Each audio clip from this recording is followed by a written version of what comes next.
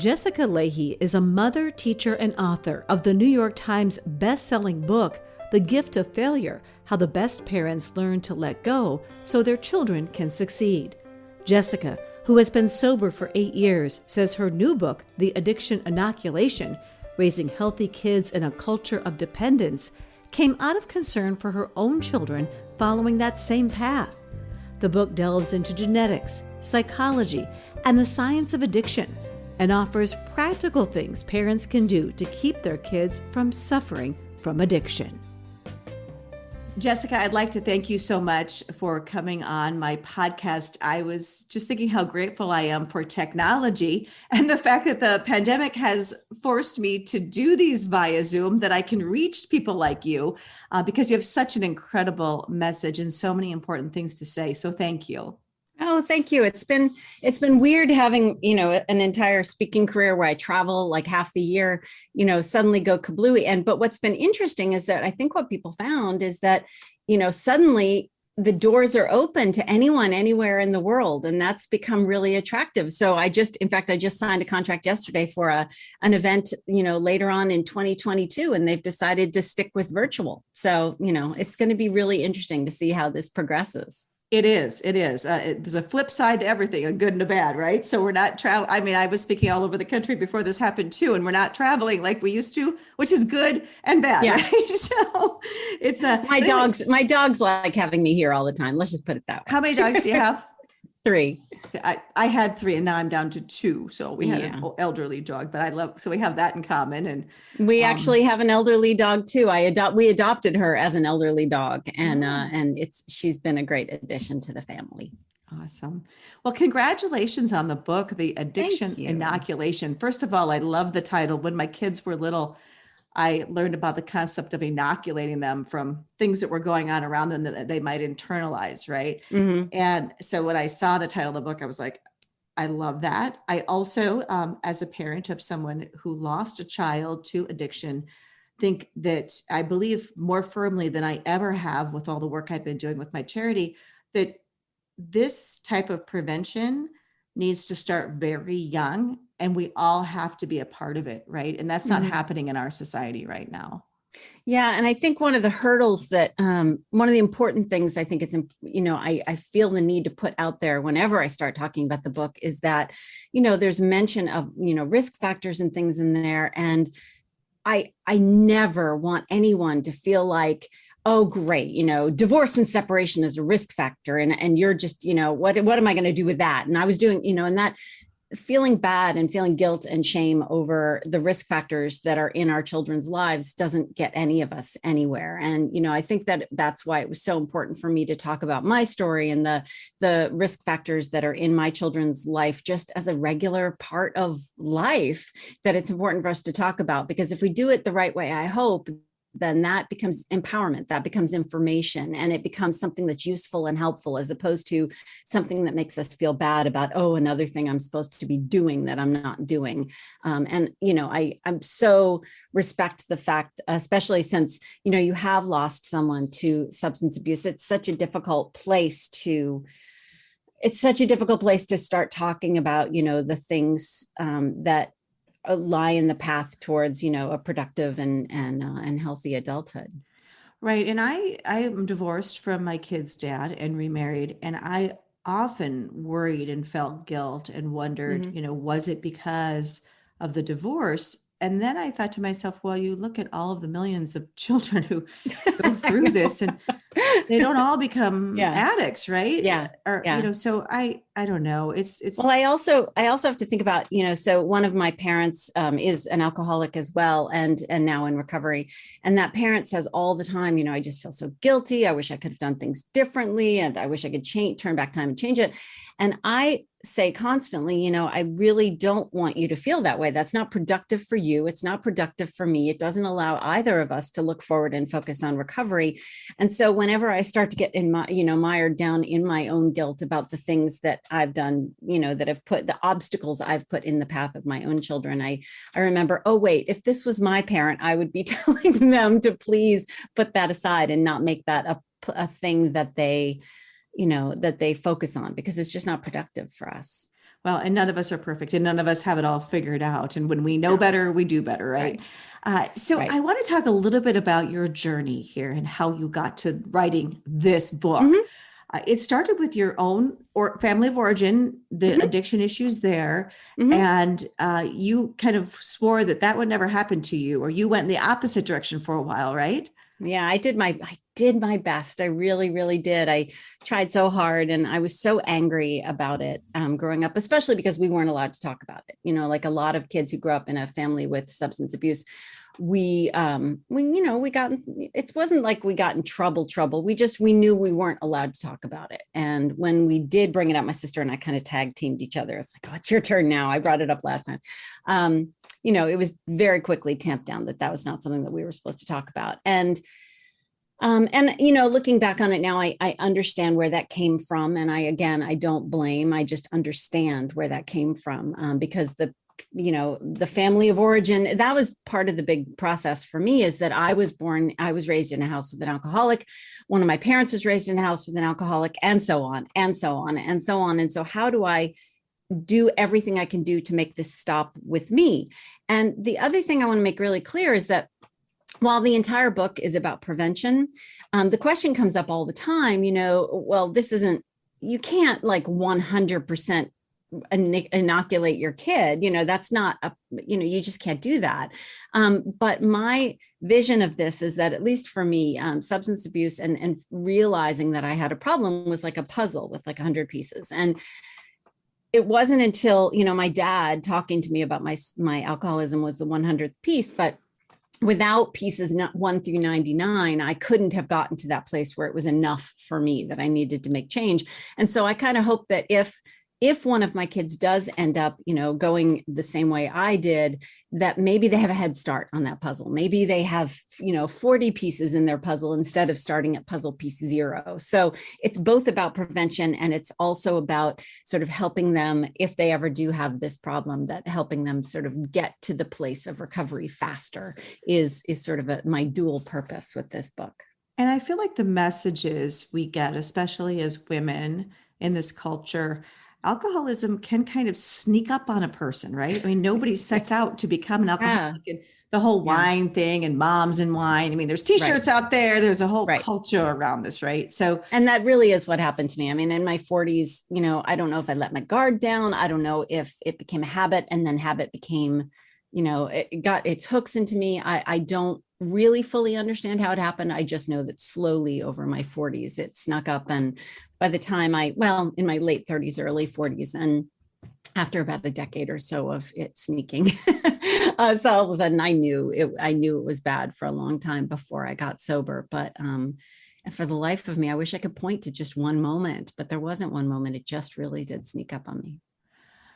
And then it was actually your father that helped you realize that you had something more than just a habit, right? Yeah. And it was, it was my mother's birthday in June 7th, 2013. And I got really drunk at that party and don't remember it. I guess, I don't know if that's a blessing or not, but my dad came up the next morning and sat at the end of the guest bed and said, essentially, I was at their house, and said, I know what an alcoholic looks like, and you're an alcoholic. And I think it was not just that it was, someone telling me I had a problem, which, I knew that was coming anyway, but it was the fact that it was my dad. And I have so much respect for him because he grew up in a home where no, you do not talk about this ever, ever, ever. And so he hates conflict, and he hates it when I'm upset with him. Like, we are really, really close, and he just doesn't like conflict at all. And so he had to, I understood how much he had to overcome in order to be there and sit on the end of the bed and bring this up with me, because I knew he was scared to death. And it was the fact that he overcame that in order to do this act of love for me. And that meant a lot to me in that moment.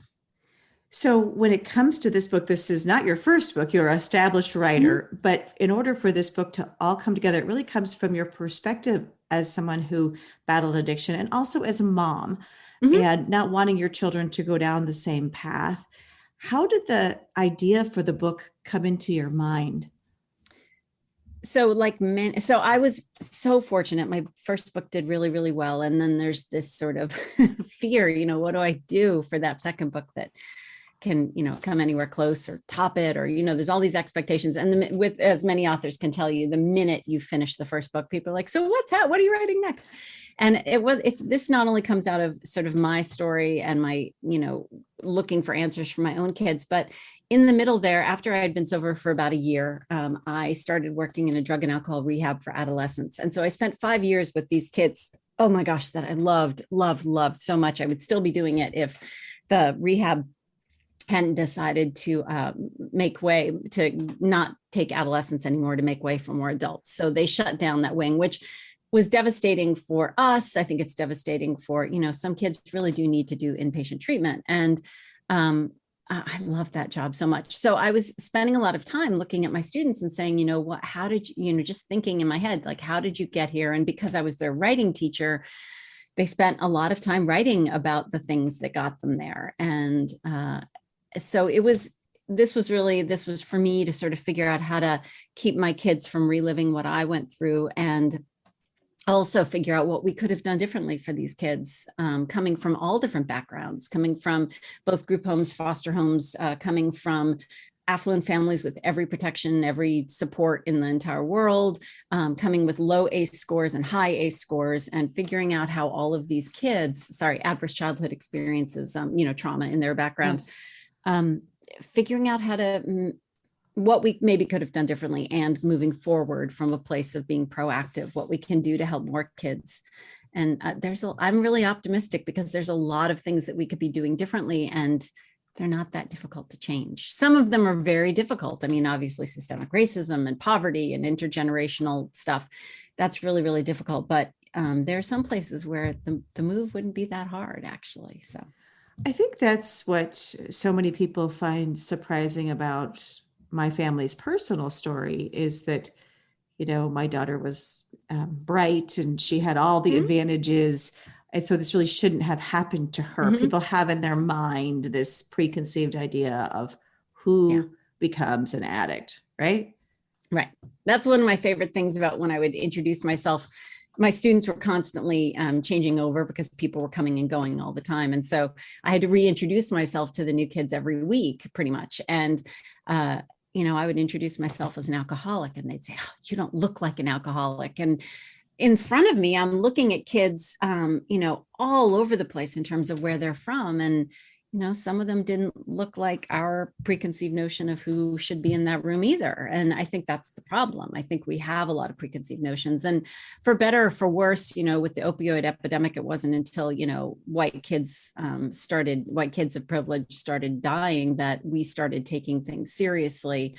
And that's unfortunate, but fortunate at the same time, in that at least we're understanding that, substance abuse doesn't abide by any socioeconomic or race lines. Right. Well, yeah, I grew up as you in the 80s when it was the crack issue, and it was all it was a African-American Black problem, right? So people didn't think that could happen. Yeah.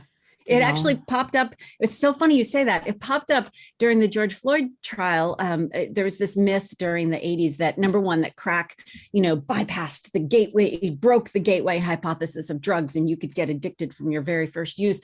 There was also this myth that, especially Black men on crack could turn into these like invincible, they could withstand bullets and tasers, and they would keep coming at you. And there was during the George Floyd trial, there were all mentions of drugs in his system and how that can make people just, super strong, and that's a racist stereotype that came out of the crack epidemic and way before that as well, obviously. And to me, what happened in George Floyd's case certainly has to do with the fact that he was a Black man, but also has to do with the fact that he was under the influence and seen as an addict, right? So, because addicts are so stigmatized in this society, which is, if we could just get people to understand it's a disease of the brain, and some people are more susceptible to it than others, but it seems like a long road for so many of us. But I do think a couple of things I was thinking about as I was reading more about you in this book. One thing I really believe is that, and I see this among my peers, parents, of teenagers or young adults, drinking is a rite of passage. Oh, we did that when we were young, and they're just going to do it. And I'm not going to say anything. It's just a phase. They'll be fine. You know that exists everywhere, right? In this country. Right. So how do you address that? So I actually almost didn't include the chapter on college in the book, because going into this, I learned so much going into this book, and I learned so much about so many myths were busted in my head. It was crazy. I've changed the way I have a 22-year-old and a 17-year-old, and I've absolutely changed the way I've raised my kids around substances coming out of this book. But like I said, I almost didn't write that college chapter because I'm like, oh, well, everyone in college drinks. And, I didn't really, but I'm an exception. I'm a weirdo. Turns out the numbers of kids who drink in college is so much lower than we might expect. And it's a very, very small sliver of the college population that drinks almost all of the alcohol on a campus. And so moving backwards from that myth, if we look at, the number of kids that try substances during adolescence is lower than we would think. We have there's this, and I discuss this in the book, there's this phenomenon called pluralistic ignorance, where we tend to overestimate our societies, our friends, our acquaintances' interest in alcohol and interest in having it around, and the amount they tend to drink. So it was really interesting to sort of use the data in order to say, oh, here's reality, and we can use that to combat our misunderstanding. And at the same time, we also have to understand marketing, and we have to understand the fact that because of the 24/7 media saturation, mommy wine time is a thing, and it's all over the place. And it's something that as a mother, I have come to get a little resentful about, because it makes it has turned our frustrations and our stress and our anxiety about parenting and all the things that we, we're worried we're doing wrong. It has turned it into a reason to drink, and it's turned alcohol into the medicine that we take for that anxiety. And I resent that on behalf of parents. I resent that because, in fact, I saw a wine cup at a bookstore a couple of years ago, and it says, I hate this so much. It says, I teach, therefore I drink. And on behalf of teachers everywhere, that pisses me off, because not only does it say that this is such a horrible, occupation that I have to drink in order to make it, something I can handle. I would never want my students or my children to think that they are such a burden on me that I have to medicate with a substance in order to bear them. It's just, it makes me angry to when these things get so normalized. Yeah. So your sons, one thing that I thought was interesting is you've given them some lines that they can say to not succumb to peer pressure. And that's just something simple that maybe people aren't thinking of. They can tell their kids. I think the best we've done in the past has been the just say no, which we know doesn't work. Scared straight and just say no doesn't work. But right. I started thinking, like how knowing the kids, in fact, I ran a bunch of these by my students at the rehab. And, a bunch of these are excuses that you can give your kid that are 100% valid and face saving so that they don't look like big dorks. Like, I'm perfectly willing to be a big dork and not drink and put that out there and have that be something that I take a stand on. But a lot of kids don't want to do that. And I completely understand that. So there's a long list of excuses in the book, everything from, I'm gluten intolerant, which is all the rage right now, and beer has gluten in it. Or, if you're of Asian descent, then there's the flushing that some people of Asian descent can get, which is actually an allergy to some of the things in alcohol.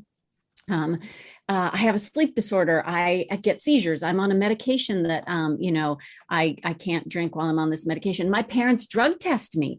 Throw us under the bus anytime you want. If you want to throw my kids have thrown me under the bus many times. My mom is an alcoholic, and I just would rather not, have a drink right now. That kind of thing. If you want a long list of things that you can give your kids, and that's part of that inoculation that's in the title.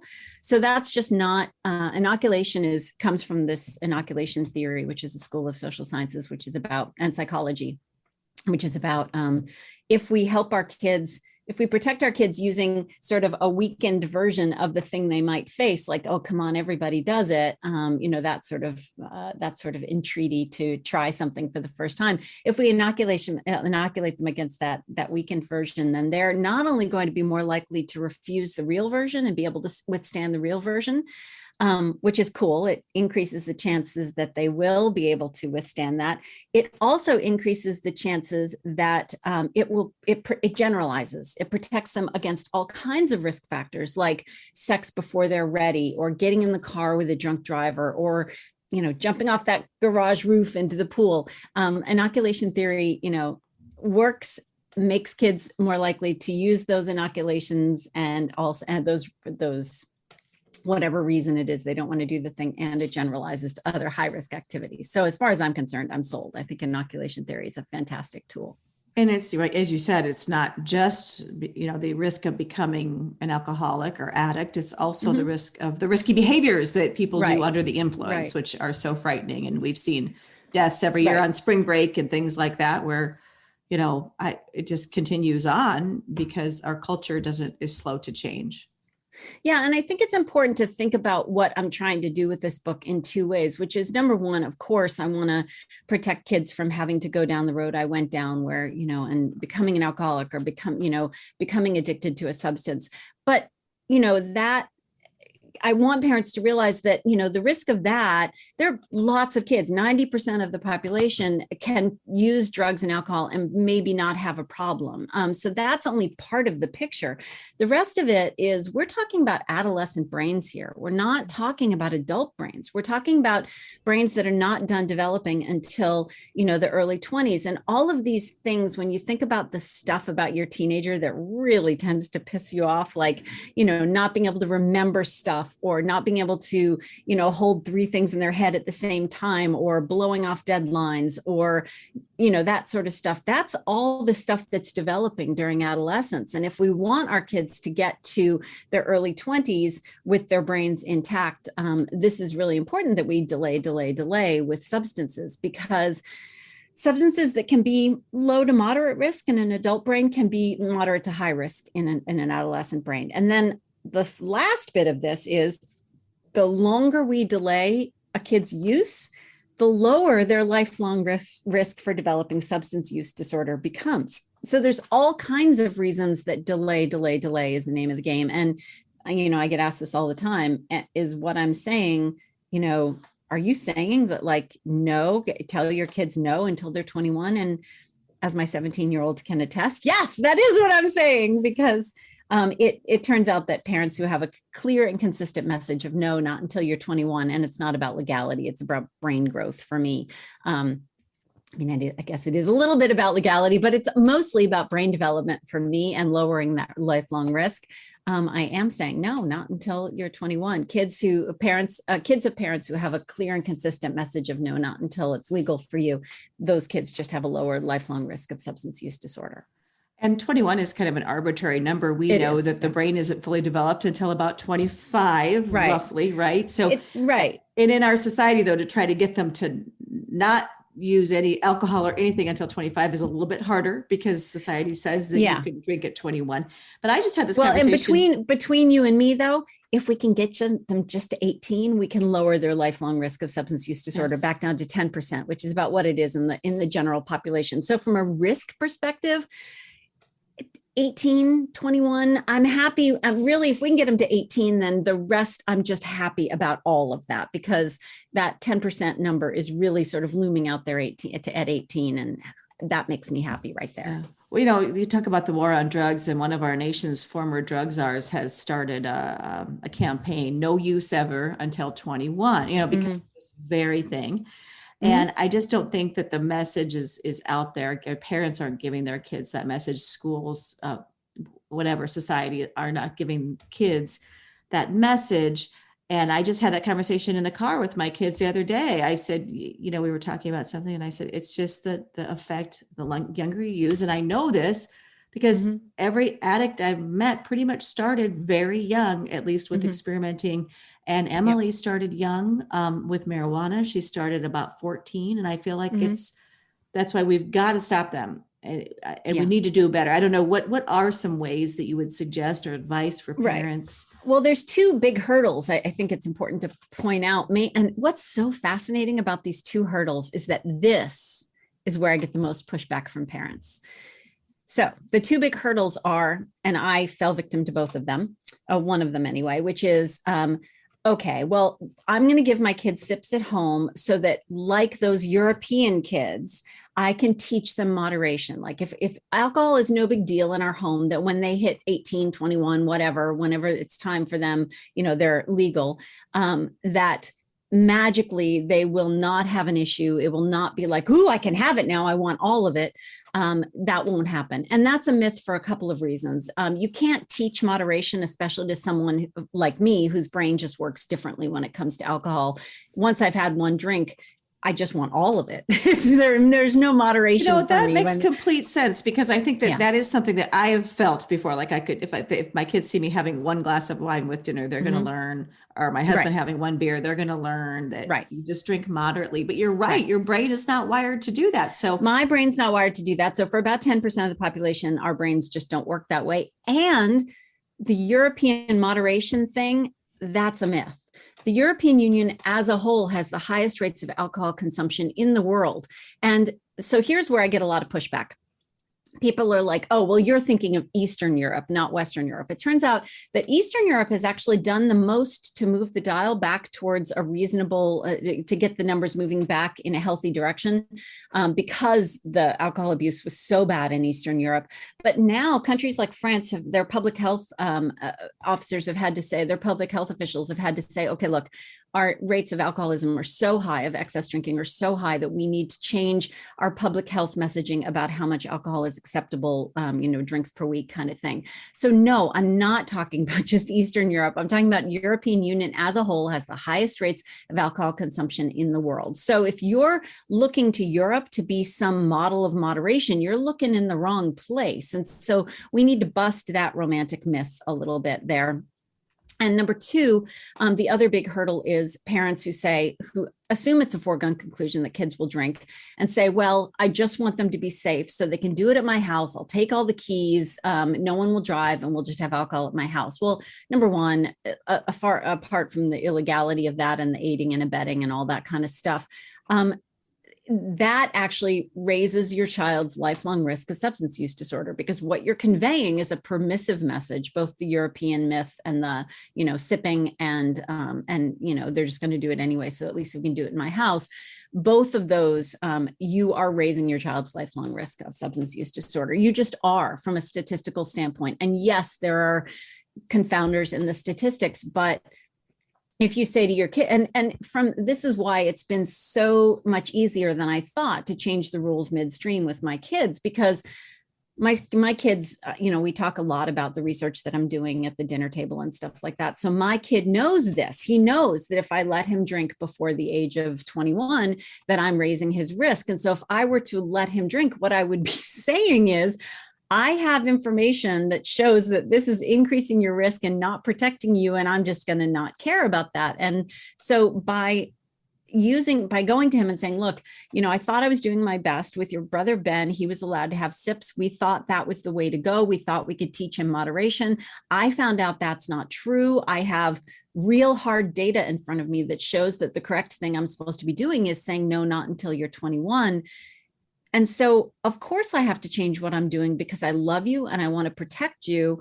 And doing anything else would make me, this would be me looking at data and putting, thumbing my nose at it and not doing everything I can do to keep you safe. And that's all I would ever want from him, is to do the best he can do, given the data he has. If he finds out he can do better, to say, I did that wrong, I can do better, and move forward from a place of knowledge. So, hopefully as irritated as he is with me about the change in rules midstream, he also knows I'm doing it because, the science says that that's the way to protect him. And he knows what I went through, and he knows what his grandparent went through, and it's not been pretty. So protecting him from that it makes sense.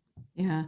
So what else would you say parents could be doing? So don't sell the moderation myth. Right. Don't host parties at your house to keep them safe, which I've heard of a lot of parents doing that. So it's not unusual. Yep. I've heard of parents smoking weed with their kids, thinking, it's no big deal. Yeah. Well, and also I think I think now, especially, I mean, my first book was all about, parents and kids getting a little too enmeshed in their relationship and, wanting to appear cool to our kids and wanting to be friends with our kids as opposed to being parents. And I think I want to be cool to my kids so badly, and they are never going to think I'm cool. My husband and I are huge dorks to them, and that's okay. I'm okay with that. I don't need to be cool to my kid. It's just not, it's something that I've given up on, and that's got to be okay. I also want to mention really quickly that my kids came into this world, genetics is 50 to 60% of the risk picture. So this was particularly urgent for me because my kids come into this world pre-primed. I mean, they're 50 to 60% of their risk is right there. So do you think that you can overcome genetics? Because that is one thing with Emily's case, it's on both sides of her family. Yeah. So can you overcome it? Yeah, the way people talk about this in the research is that, genetics is not destiny. So there's a horrible analogy that I have to use because it's apt. I hate it though, which is that genetics is the bullet that you load into the gun, and then the trigger is trauma.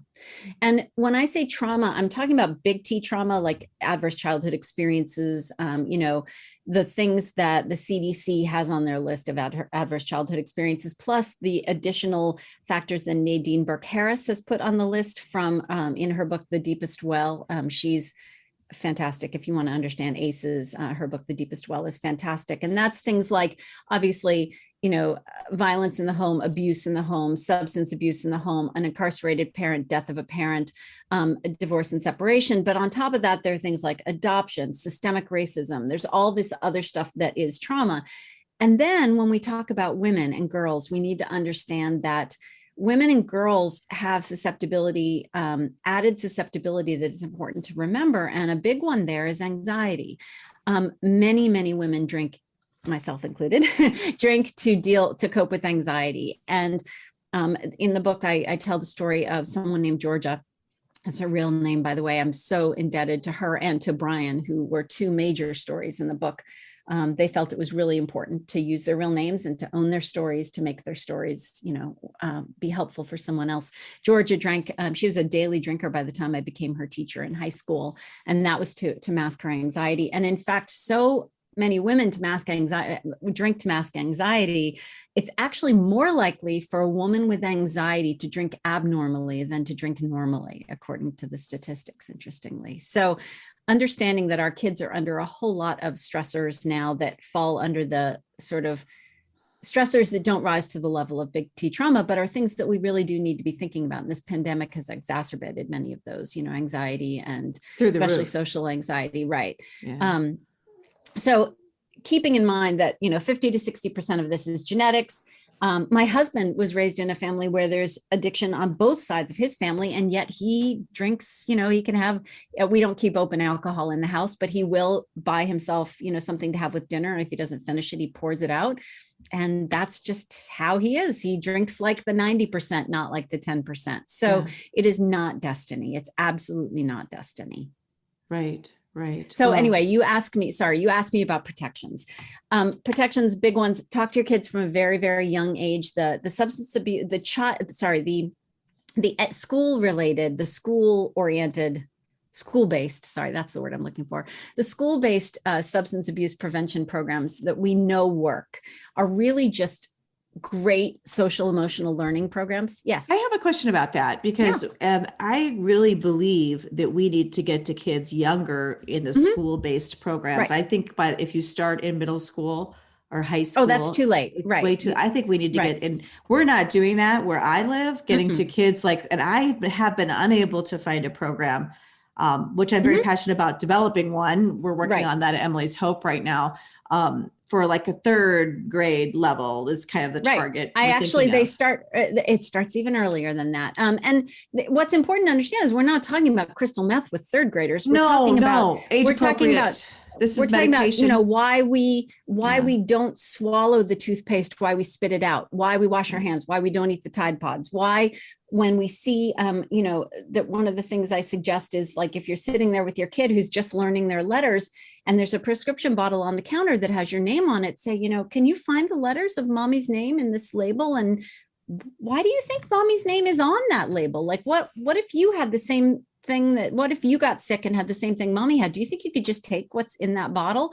So having those conversations from very young, the social emotional learning programs with the health component, they exist. We know there are a couple of places that sort of look at, one of them is Blueprints out of University of Colorado at Boulder, that looks objectively from a third-party perspective at substance abuse prevention programs and evaluates them for efficacy. And we know they exist. And only 57% of schools have any substance abuse prevention program.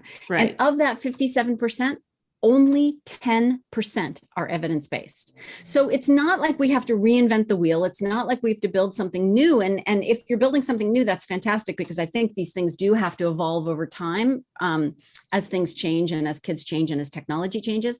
But we have these programs, and schools right now especially know that SEL programs are going to be vital to helping get kids through this pandemic and emerge out the other side mentally and physically healthy. So if we know these programs are important and they exist, and the ones that have really good substance use disorder programs in them do exist, why we're not using these, I don't understand. And I present the economics of, you know, how much we stand to save if we invest in prevention. So, you know, you would think that would make me angry. And at the same time, it makes me immensely optimistic, because these programs exist. They're there to be used. They're easily available. And all we have to do is sort of, you know, put that wheel on the wagon and get it moving in the right direction. Well, and they have the potential to save a lot of lives. And prevention is so much easier than treatment and recovery, as you know, because once you have become addicted, then once you're suffering from substance use disorder, that is a lifelong battle. Right. Well, I mean, I worry about first of all, recovery for kids is different than recovery for adults. I mean, and I'm assuming you know some of this, which is that because kids don't have fully integrated, they have a lack of what's called integration in their brain, their upper brain and lower brain, they're sort of more fully formed adult brains, and their lower brains are not connected yet. It's a very different road to recovery for kids, and relapse is a very big part of that. And I think we need to change the way we treat and manage kids in recovery in order to deal with that, and in order to face that reality. On the other hand, I don't think, I shy away from referring to something as a lifelong battle, because, you know, for me, it's been a massive relief to not have to spend all of that energy thinking about, is there enough alcohol? How can I get enough alcohol? How do I hide all this alcohol? How do I hide all the bottles of the, you know, blah, blah, blah, all that sort of stuff. And, you know, battle, I worry about the term battle, because it's been such a fantastic almost 8 years that I don't want, especially kids, to think of it as like some horrible battle that they have to undertake for the every day for the rest of their lives, because that's definitely not what it's been for me. Yes. And I think that's wonderful. Relapse can certainly be a part of it for many people. And so I feel that if we could just prevent more on the front end, you know, it would save the society a lot of money, a lot of pain, a lot of heartache, a lot of all of it. Right. And that's what you're trying to do. And that's what you're trying to do with your book too, you know. And to get at your question, that I apologize. We've had so much fun stuff to talk about. So the best preventions are talk early and talk often. I swear to parents, I promise, the more you talk about this stuff, the easier it gets. It's sort of like, you know, Peggy Orenstein, who wrote the wonderful books, Boys and Sex and Girls and Sex. We joke all the time that, you know, when it comes to difficult conversations, actually, the more often you have them, the easier they become. It's something we talk about a lot in our home. But early talk often, listen to your kids, don't talk from a place of judgment.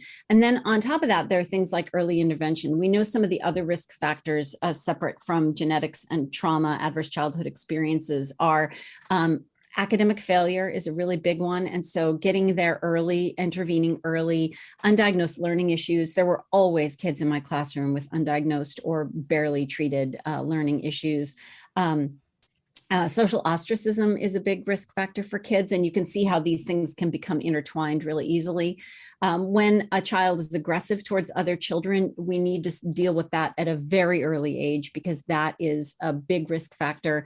For a substance, physical and sexual abuse is a huge risk factor. It's one of the biggest risk factors for kids. And so we need to believe kids when they tell us that they're, if they're being made uncomfortable by someone else's behavior.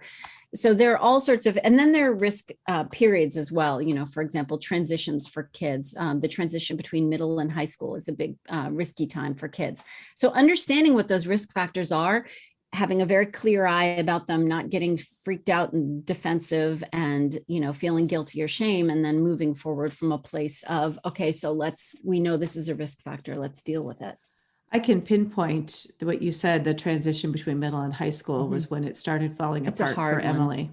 Yeah. That is when, and then there was some social ostracization and also anxiety.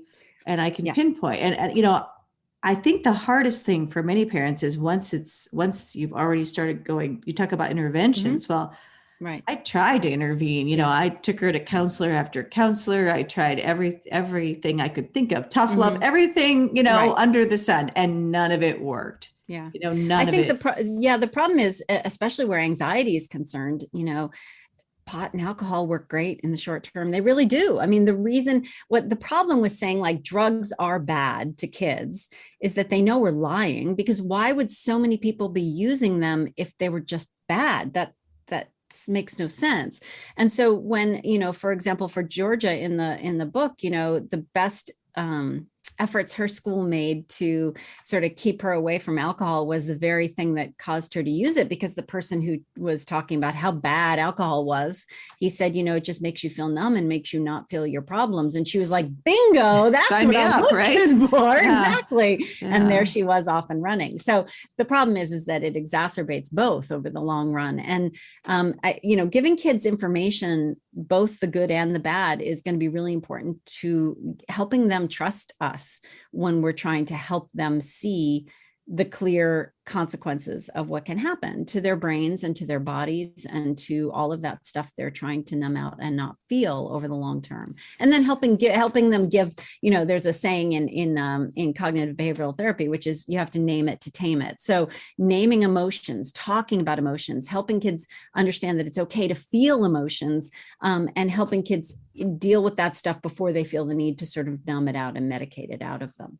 I've also talked about this a little bit before, that I tried all that tough love stuff that I was told to do. Then I took a class on parenting oppositional, defiant kids and learned different techniques. But I do think the tough love doesn't work once you have a kid who's rebelling and using and doing all of these things. And that's one thing that I guess we can talk about regrets, but we all have regrets, right? That I wish I hadn't tried those things, but at the time, it was so hard for me to do some of those tough love things. I thought I could scare her. I think we have this idea that, but now I understand the way the brain was wired and the effects of the substances on her brain. There was no scaring her away from this, Yeah.